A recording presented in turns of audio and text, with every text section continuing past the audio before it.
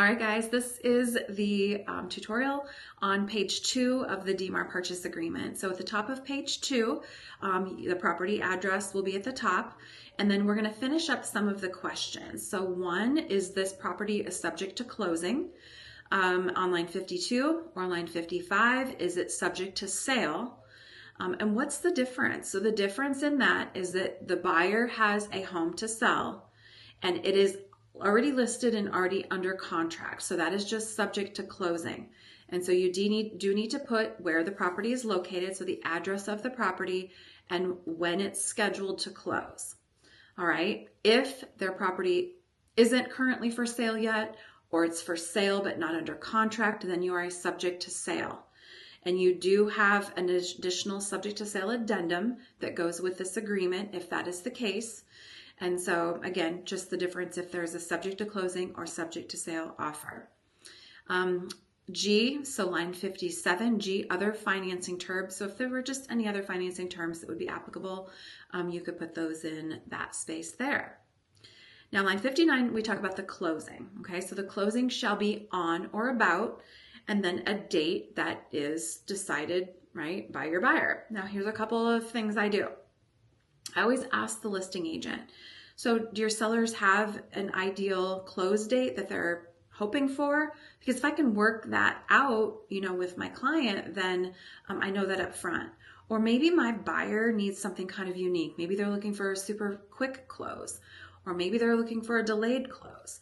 So I just like to ask, hey, does your seller have an ideal time frame that they'd like for closing? And they might say, oh, well, they are buying a new home and it's going to be ready on X date. Does that work? Because if it works for my client, then I can just go ahead and put that date in there. But I usually, when I'm meeting with the buyers and getting ready to write the purchase agreement, I'll pull out my phone and I'll say, hey guys, okay, today's date is this. And so let's take a look. On average, it's about 45 days for a close here. And so I'll say 45 days puts us about this date. Now, I personally, I don't like to close on Fridays. I try to avoid the first of the month, end of the month, middle of the month, just because those are heavy days for closings. But I usually like to target maybe a Wednesday or a Thursday close if they can. And then what I do is that in the event then that there is a delay, your moving trucks aren't sitting there all weekend not being able to do anything, right? So if you close on a Friday and there's an issue and it can't close until the next week, we lose out on the weekend. So those are just tips and tricks that I've learned over the years that I encourage. Possession. So most commonly people will put possession at time of closing. And so yes, that means if you're closing at 10 a.m. on that Wednesday, that possession is going to be given at 10 a.m. roughly on Wednesday. The other option is or, so on a date and time. Now, when you're thinking about the big picture, right? We're thinking about the big picture. If we've got a bunch of people moving in and out, or we know that our buyer is moving into a home and that seller needs to be out and is moving somewhere else. If we've got the chain, the domino effect kind of built up, sometimes we do have to fluctuate ever so slightly. And so possibly it's in a best interest to schedule for, okay, the date of closing shall be on or about this specific date, but maybe possession won't be until 6 p.m. that day. So again, it just takes some thinking ahead, asking questions, and then consulting with the parties to the transaction. Final walkthrough. The buyers will be permitted to do a final walkthrough of the property prior to possession or closing, whichever is sooner, to determine that there have been no changes to the condition of the property minus any normal wear and tear. So is the home in the same condition it is of which when they purchased the property? Now, I personally prefer and encourage, like, if there's several things that you're asking for them to complete during the inspection period, you might want to go in 2 to 3 days ahead of time. Certainly ask for receipts and invoices to be sent to you as they happen, so that you know, okay, this item's been taken care of and this item's been taken care of. But what we don't want to do is do a walkthrough at 8 a.m. in the morning, the day of closing, when it's closing at 9, and then realize that things haven't been done. So again, I encourage maybe 2 days before, 3 days beforehand to go do your full walkthrough. Now you've got to ask questions again, right? Communication is very key. So we're going to ask questions like, will the sellers be out? Is it, do they have boxes everywhere? Like, can we get a good visual of it? So again, ask those questions, follow up on the things that need to be done during, based on the inspection report. And I will note this, if I do an inspection or a final walkthrough a day or two before, I always, as the agent, at least go do a walkthrough right before closing. So I've had some weird situations. It's probably just me, but I've had some times where there's been a gas leak. And so we close, or I actually go do the walkthrough right before and there's a gas leak. Or I've gone and the appliance washer and dryer have been missing and it's supposed to be part of the deal. So it's just a little easier to kind of work some of those things out.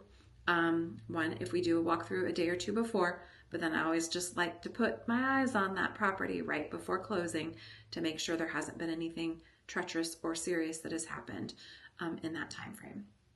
A home warranty. Do your clients, buyers want a home warranty? So my personal belief is that all properties should have a home warranty. And I tell my clients that at the listing consult, and I would tell them that at the buyer consult. I believe all properties should have a home warranty. I don't really care who pays for it. Sometimes it might be offered in the listing. Sometimes it can be asked for. It can be paid by the buyer. It could be paid by the seller. It could be split between the two. So what makes the most sense? But here's the deal. I found that when a client closes in January and there's a snowstorm, that the heater is going to go out.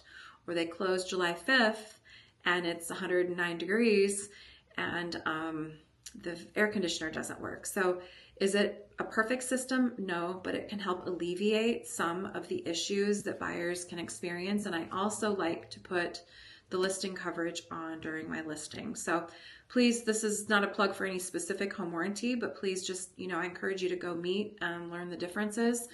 And I didn't really have a favorite until I had clients that had to use them and they had great experiences. So that's how I pick who I suggest if they do not have someone that they want to already use. You do need to fill this out. Is there going to be a warranty included in the sale? Yes or no? Warranty to be paid for by the seller or the buyer.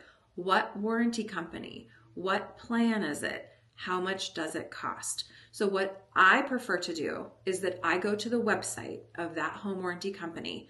I feel like that will probably be the most up to date, right? Because whatever information I put in here is going to be bound to the contract. So the warranty company, ABC Home Warranty, plan, Preferred Select Plus, cost $795 or whatever the numbers are. Because if the home warranty ends up costing $1,000 and I put $795, guess who gets to pay that difference? Yeah, that's what we call a commissionectomy. All right, so included property. When I list a home, I review this information with the seller because they need to be reminded on what's included. I go through this with the buyer. Here's the things that should be included. And then again, when you get the offer as the listing agent, please review with your client. Okay, our seller's disclosure has changed over the last year or so, and some of the things are now moved here as included property. I also want to note that this says on line 72 and 73 that if there is something, a rental item must be disclosed in writing. Most common one, water softener. So if it's a rented water softener, it needs to be disclosed. If a buyer sees a water softener there and it's included in the sale, and then the seller goes, well, it's leased or rented, the seller's probably going to be providing, or you going to be providing that at closing. So please review those items there. Is there any other included items in the sale? Are there any excluded property items? We ask that you list anything that's reserved in this space. Now, question has been, well, where do people find what's reserved? Guys, it's in the listing. So when you list a home, you are to list the reserved items, of which those reserved items gets listed in the MLS. So that is the first place that you should be looking when you're writing an offer for a buyer. What items are reserved? List them out here. Now, as the listing agent, when you then are getting the offer in, double check and make sure that the reserved items are included. And if not, we can go ahead and get those corrected in the counter. So personal property not included in the sale must be removed at the expense of the seller prior to possession. We can't leave a bunch of stuff there laying around. We can't say, oh, they might want to use all that, beautiful possessions we've been saving over the years. They may not want them. So all personal property needs to be removed. If the property is new construction, guys, so line 93 on page 2, if it's new construction, I need a certain amount of time within blank days of the final acceptance to review all plans and specs. So if the property is up and completed or in an area that this is already taken care of, that could be usually maybe 5 days, 5 to 10 days that you would review and agree on the warranties, the laws, what construction quality materials are being used, etc. Now, once I've had an agent that they were buying in a future plot that wasn't even kind of figured out yet. So we extended that. I think we did like 120 days to review that because it was going to be 3 or 4 months before that plot was even finalized. So we bumped that out just so that they had that opportunity to review what that was going to look like at that time. The next one is line 100 is the Homeowners Association and Covenant. So this agreement is for a townhome condominium or other property subject to a homeowners association. Association fees, if any, will be made current by the seller prior to closing, and please see HOA addendum. So we'll talk about the HOA addendum in a later time, but that is something that you'll do if there is an HOA for the property. Okay, guys, this finishes up page 2 of the DMAAR purchase agreement. Initials go at the bottom of this page.